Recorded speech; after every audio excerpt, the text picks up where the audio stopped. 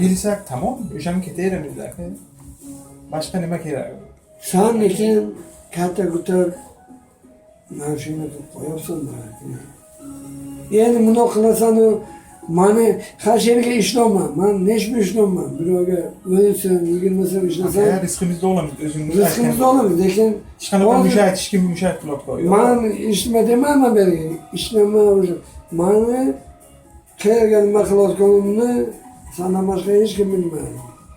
Şu hamma aslan o'pkada yetib bordi. Men uyga o'tiraman, uyqudan. Hozir ishga misalman, ishlamayman. Ha, spasiba. Mana nega o'pkada.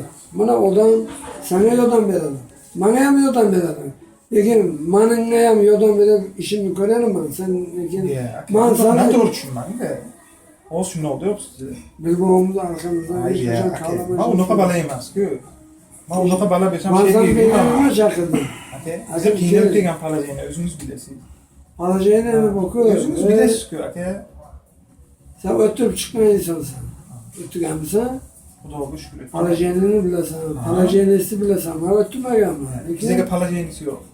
Men qiynalib. Qanday palajenisi? Sen turmaga o'tganmisan, qanday palajenisi bo'lmaydi? Yo'q, palajeni yo'q bizga. Unaqa gap so'z yo'q bizga. Bizga unaqa gap yo'q, aka. Bize qiynalib. Hayot tushunmaganimizdan tushib qolganmiz bu yerga.